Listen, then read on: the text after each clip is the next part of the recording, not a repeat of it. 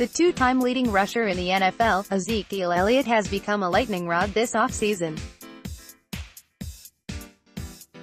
Not for anything he's done or said off the field, but because his name has been mentioned as a possible extension candidate this offseason.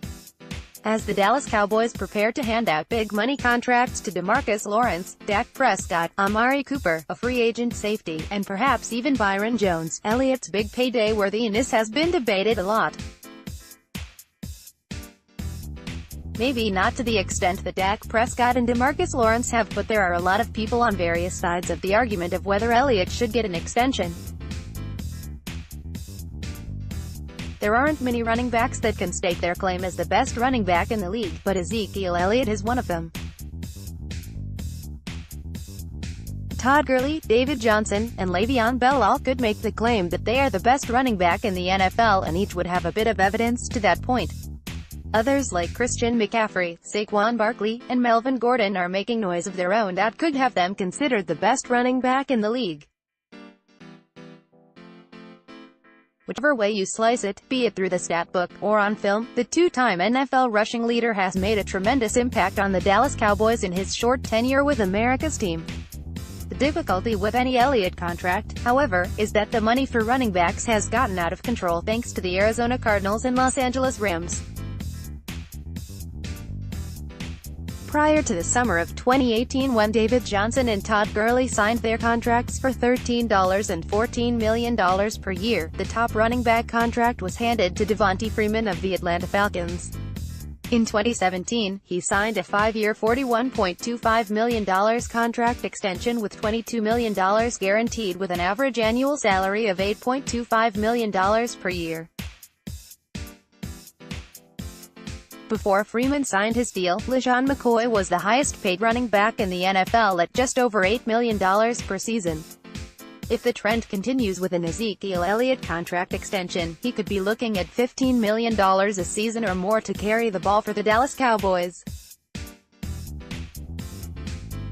Ezekiel Elliott showed this season that he's not just a runner for the Dallas Cowboys.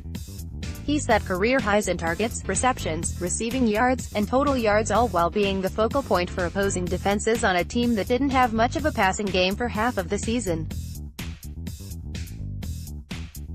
Consider that Ezekiel Elliott ran against 8 or more men in the box on about 25% of his carries, and you get the picture of a player that impacts the game as much as anyone on offense could for the Dallas Cowboys, even if his numbers weren't particularly efficient. Sure, running backs don't matter, is all the rage right now as the NFL becomes more of a passing league, but opposing defensive coordinators beg to differ. Every week when teams lined up to stop the Dallas Cowboys, the emphasis was on slowing down the Cowboys' running game, not dropping extra people into coverage to stop the passing attack. With a mandate for innovation and change on the offensive side of the ball, the hope is that Kellen Moore, Doug Nussmeier, and John Kitna can adapt the offense to put the Cowboys in better position to take advantage of their personnel and attack opposing defenses' weaknesses. Watching the Dallas Cowboys run into 9-man fronts got really old in 2018, and with a change in the offensive hierarchy to Kellen Moore, who comes from more of a spread background, the Dallas Cowboys should look to spread their opponents out more, which should allow Elliott more space to run. As great as he is at running the football, that isn't the only thing that Elliott brings to the table. Ezekiel Elliott has become a leader in the Cowboys locker room.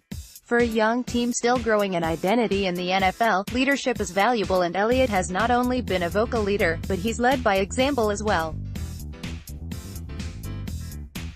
There are few players that personify the message that Jason Garrett delivers ad nauseum better than Ezekiel Elliott. He isn't a player that's concerned with trying to make the big play every time he touches the ball. Instead, he's looking to take what the defense gives him and oftentimes taking yards from the defense after it looks like he's got nowhere to go. Elliott is the personification of dirty yards. His running style sets the tone for the offense and the rest of the team. He does all the little things that you want every player on your team doing, and he does them better than anyone else in the NFL. That type of playing style gets noticed by teammates. When guys have elite skill, but also do the dirty work for your team, other players rally around them and look to them for leadership. Whether you realize it or not, Elliott is a leader for the Dallas Cowboys. You don't usually hear of running backs being leaders on a team. Generally, that's reserved for your quarterback, wide receiver, or like it was for many years with the Dallas Cowboys, the tight end, but that is what Elliott is to this Dallas Cowboys team. Sometimes, that has value. Look at a guy like Tyrone Crawford. We've debated for years whether or not he's worth the contract he's receiving from the Cowboys. One could argue that based on his production, he doesn't. While Crawford is typically good for a handful of sacks and some big plays in big moments, it's not just the production on the field that makes him valuable to the Dallas Cowboys. It's his leadership. He's the player that the defense looks to and rallies around both on the field and in the locker room.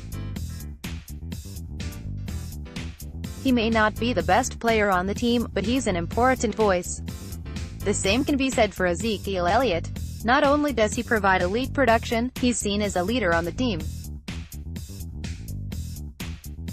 When factoring in Elliott's next big contract, that leadership can't be understated. Every team needs the guys that are the glue to keep a team moving forward. With Elliott, the Cowboys get the best of both worlds. Elite running ability and valuable leadership. And that is hard to put a price on. The tumultuous case of Dallas Cowboys defensive end Randy Gregory looked to be heading in the right direction in 2018. He was reinstated last summer and able to participate in training camp and was played very well for the Cowboys in the 2018 season, racking up 5 sacks and being the disruptive player they expected when they selected him with their second-round pick in the 2015 NFL Draft. Well, the comeback story that, as Randy Gregory is facing another hurdle today, as Adam Schefter is reporting that the Cowboys defensive end has been suspended indefinitely for violating the policy and program for substances of abuse.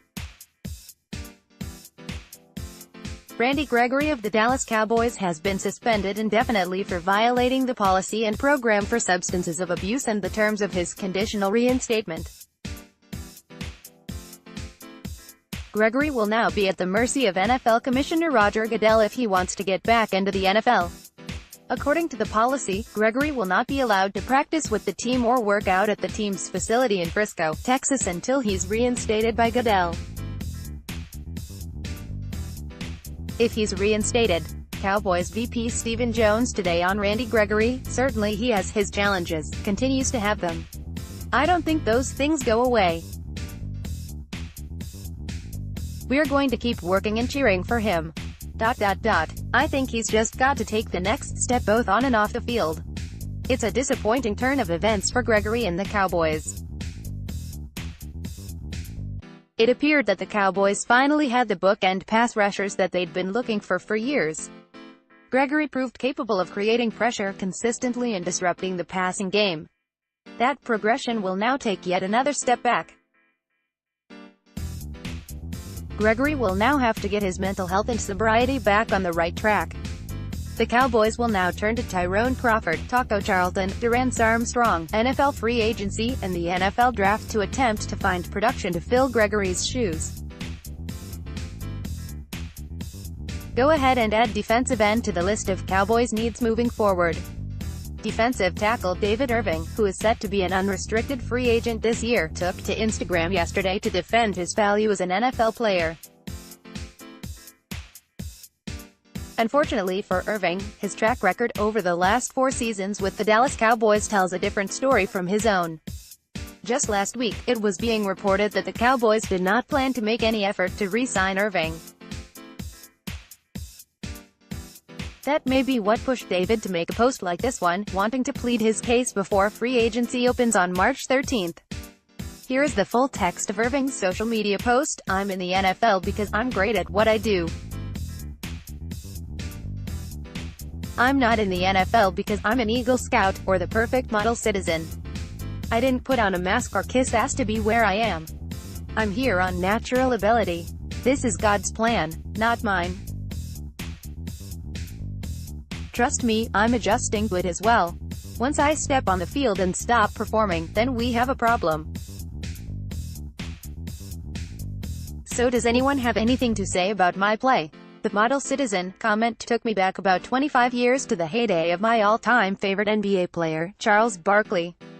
In 1993, Barkley famously did a commercial for Nike in which he declared, "I am not a role model, and I am paid to wreak havoc on the basketball court." I agreed with Barkley then, and I agree with that notion now.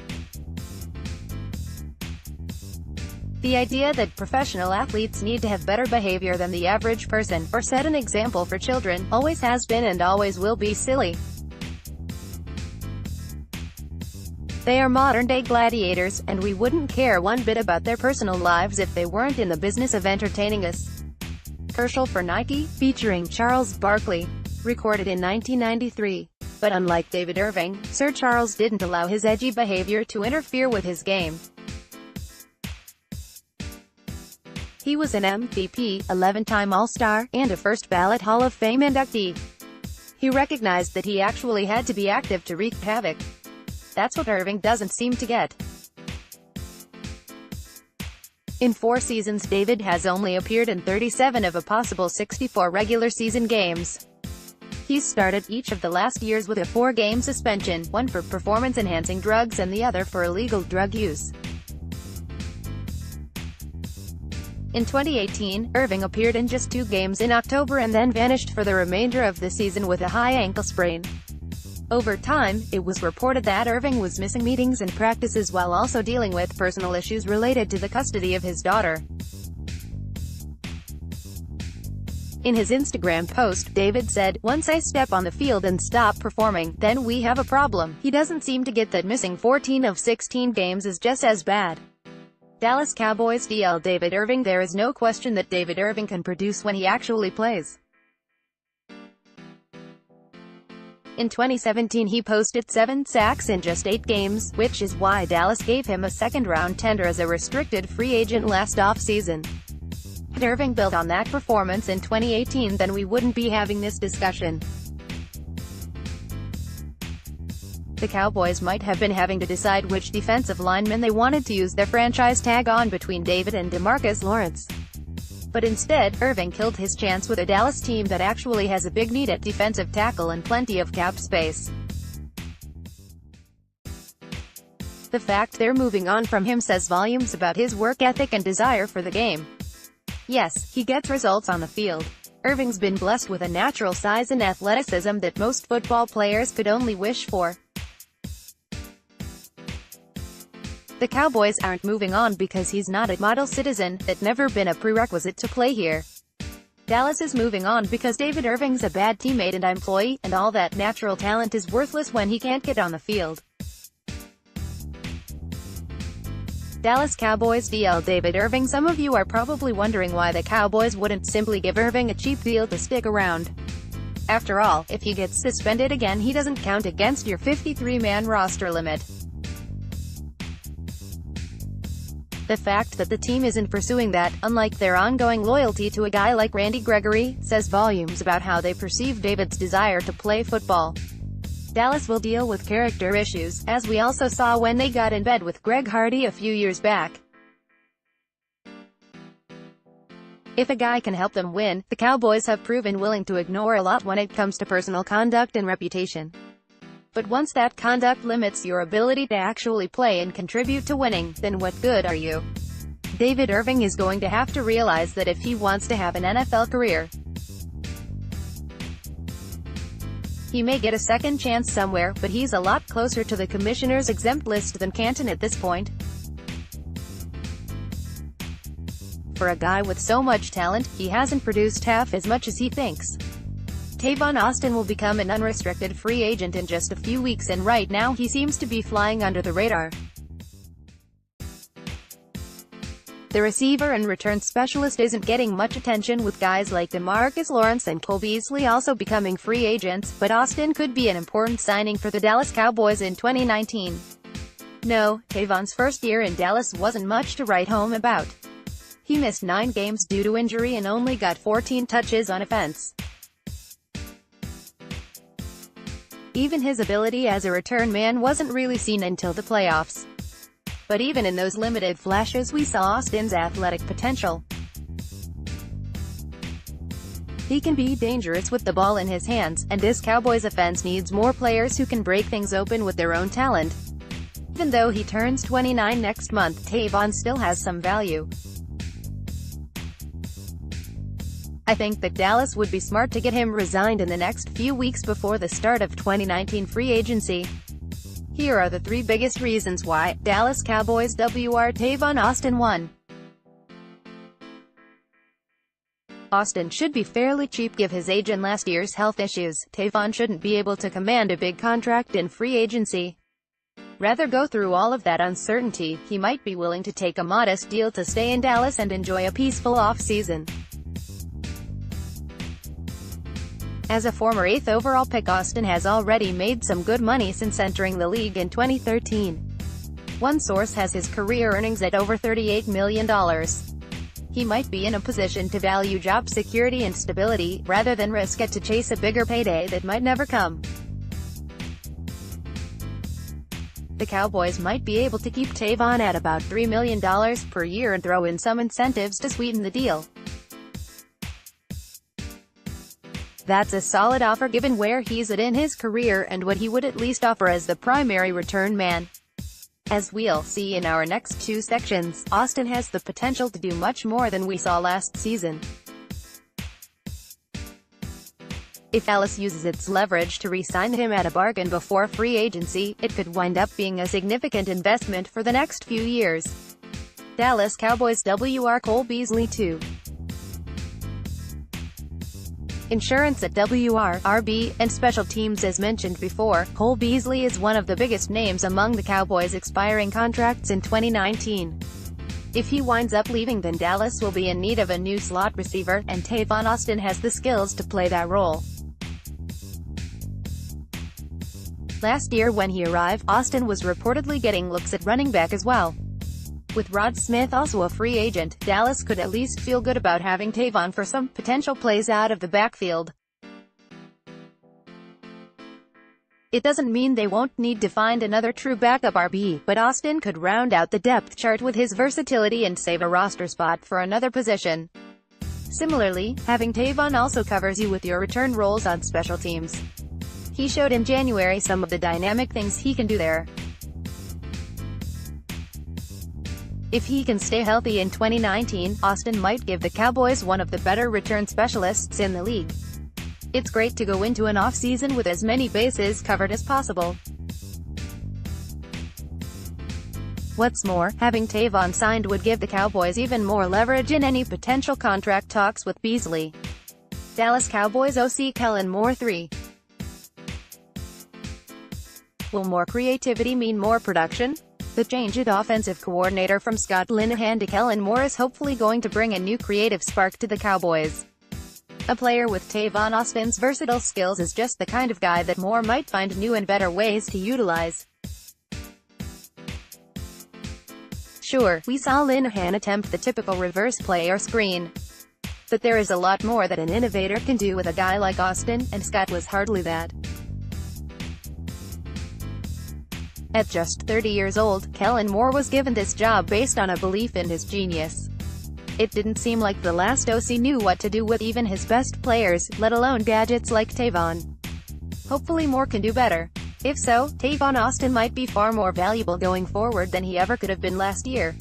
If the Cowboys can re-sign him now based on his current value, that could prove to be a major bargain for 2019.